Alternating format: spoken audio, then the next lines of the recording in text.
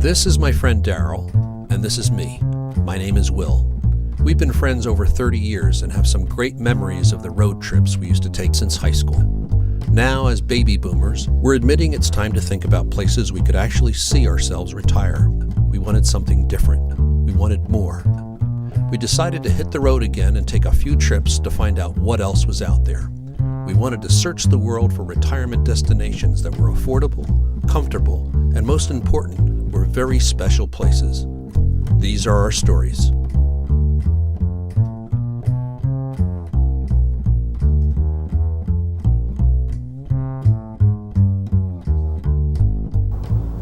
Hello, I'm Will Art Institute, and welcome to this program, Exploring Retirement Options.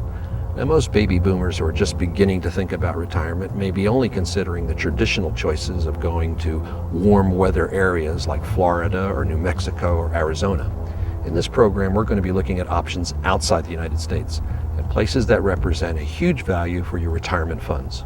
We evaluated each place for its location. We only wanted to fly 2 to 3 hours from the U.S., affordability, safety and assistance, medical provisions, and most important, its sense of community. Our first trip was to San Miguel de Allende in Mexico. Now, this is an already established community of American retirees, but for us, it set the standard for what we would be looking for.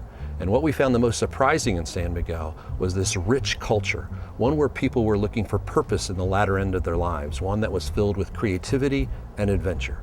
Come take a look.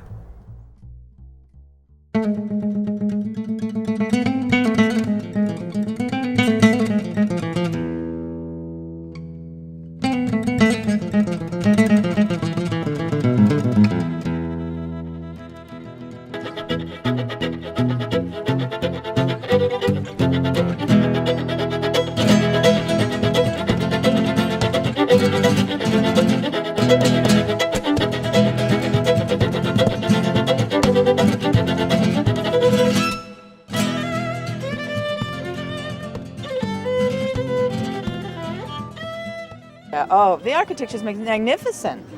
I've also been taking a lot of photographs, and I'm only taking the school this week. Next week I want to concentrate on photography, particularly, the details. There's so many wonderful little architectural details here.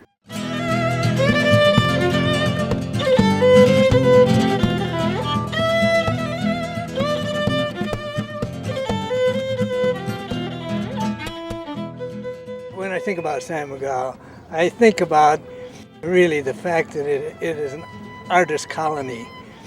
But more than that, when I first came here, I noticed the colors, the way the colors, and of course the weather is so nice that the sun really amplifies the colors.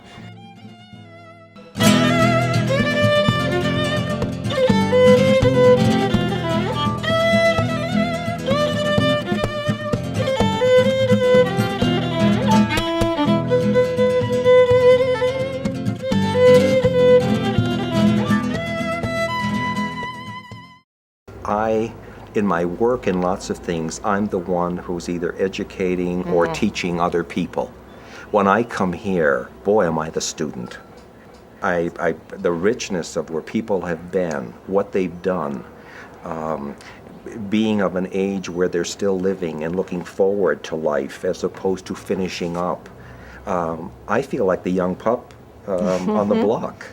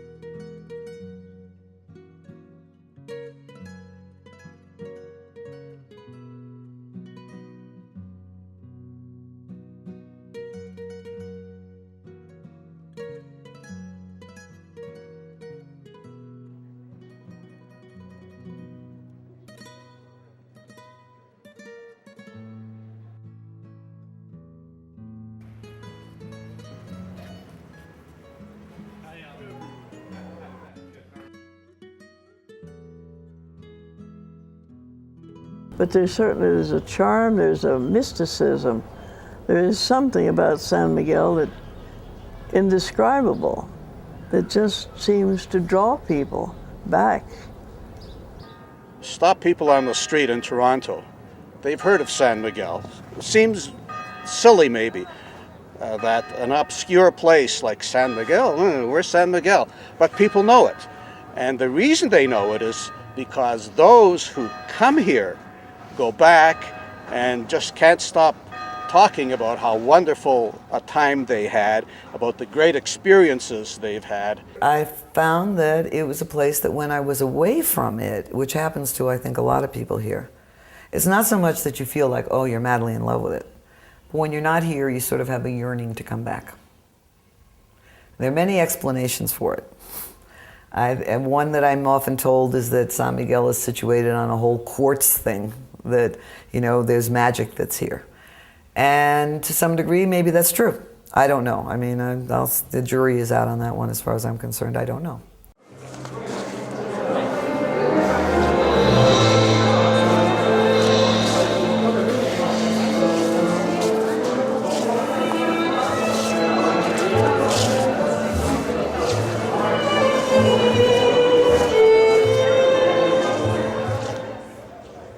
With what Carl Jung talked about in the developmental stages of life, that in midlife you find yourself at a point where your choices from the first half of life begin to get a little dull, and that you are rejuvenated in a sense by tapping into the things you set aside, those other parts of yourself.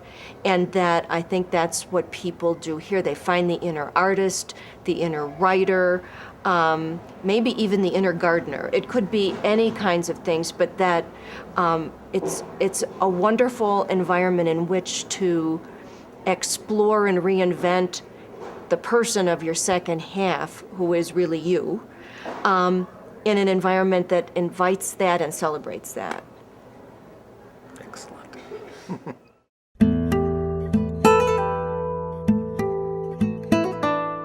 When you walk around San Miguel and you see the old cobblestone streets, or the old churches that seem to have been here forever, or the overwhelming friendliness of the people, you get a sense of this magical, mystical nature that is often referred to. On one occasion, we heard one resident retiree put it quite simply: people go to Florida to die, they come to San Miguel to live. The city is really rich in culture. Back in the 1950s, that's when the first art school, Instituto Allende, opened. And so you have all these activities where you can enjoy your time painting, sculpting, drawing, doing etching, photography.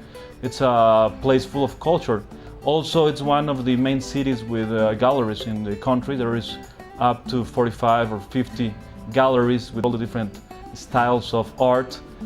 Some other attractions, of course, is the architecture. Many of the people come down to San Miguel to see the main churches, all the buildings from the 18th century, the historical places. This is where the independence movement of 1810 in Mexico started. All the ideas of freedom started here. Now, what made you come down here? How did you hear about it?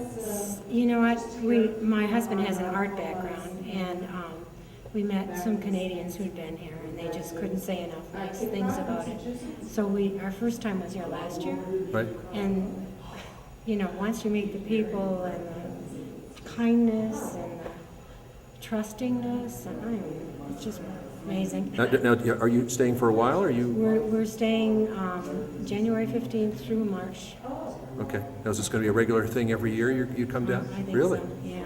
Okay. And we got a kick out. If you don't find something to do, the problem is yours. And we love how everybody celebrates everythh. A new flag, a birthday. Would you mind if we put that in the video? Oh, no, it's Okay, great. good. Thank you. I've been coming in for 10 years and started weaving about 6 years ago and just fell for it completely, and then I just relocated here this year. And how do you And like I'm it so here far? I'm so happy to be here full time. I used to cry when I had to leave in April, to go back to work in the States in Cape Cod, and now I don't have to do that anymore. We are very fortunate at San Miguel. We have excellent restaurants, and each one has its own signature. People ask me, what type of menu do you have? And I could say, well, I guess it's true international, because I have dishes from Italy, France, the U.S., having Texas-style chili, gumbo. The attraction for me in San Miguel, it's more of a lifestyle. Just the warmth of the people that you have in this beautiful town in the middle of the mountain in central Mexico. It's just incredible. For 15 years I've been coming and visiting San Miguel, and I've pretty much made up my mind that this is the place I'd like to be.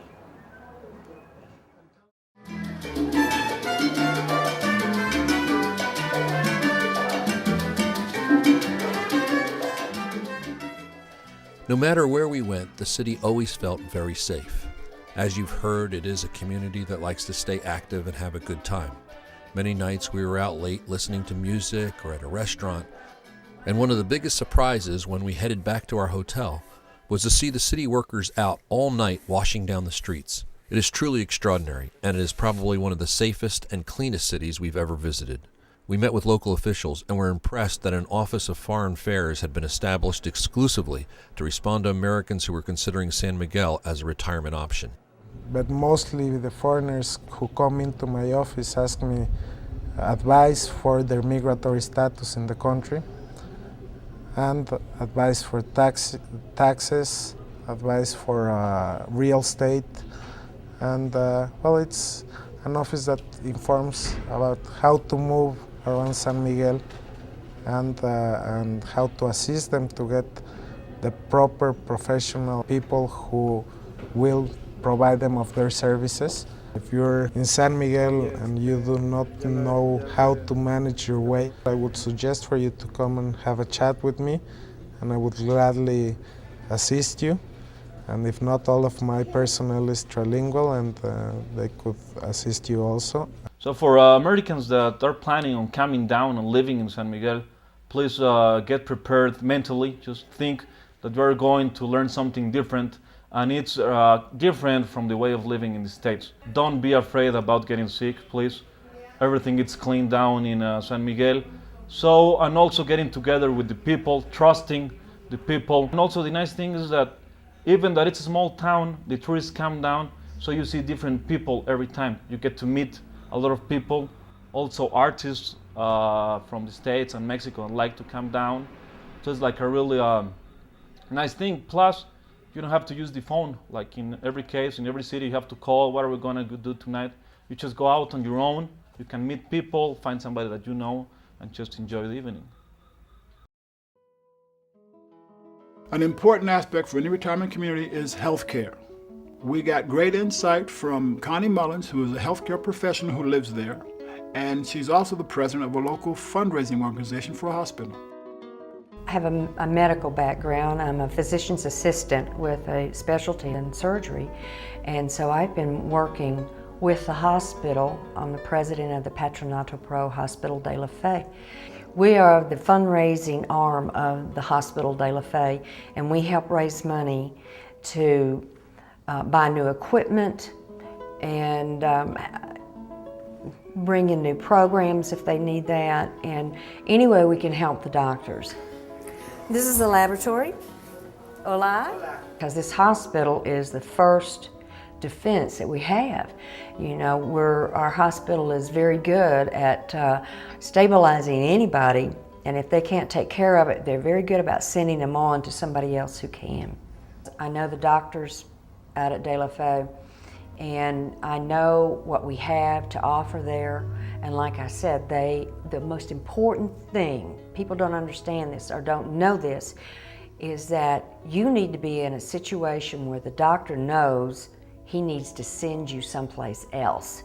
Now that doesn't always happen, but it does here, because I know they can stabilize you in this hospital. They can call Leon, Querétaro, they can call your insurance who will fly a jet down here and pick you up and take you back to the States. And that makes me feel extremely comfortable. But I got Hospital de la Fe, certified as a worldwide Blue Cross Blue Shield hospital. So Blue Cross Blue Shield pays here, AARP insurance pays here, TRICARE, which is military. Then we have the international companies, they will pay here also. But I know if I really get sick, they're going to take care of me and I'm going to be just fine. Finally, we come to housing and affordability, and here's the good news and the bad news. San Miguel is a world-class retirement community, no question. Property taxes are low, cost of living is about half of the United States, medical costs are low, and it's very safe. But with over 8,000 foreigners living in and around the city, the cost of housing is going up steadily. We spent the day with a local real estate agent and learned that although the price of housing inside the city limits was high, there were still bargains to be had outside the city.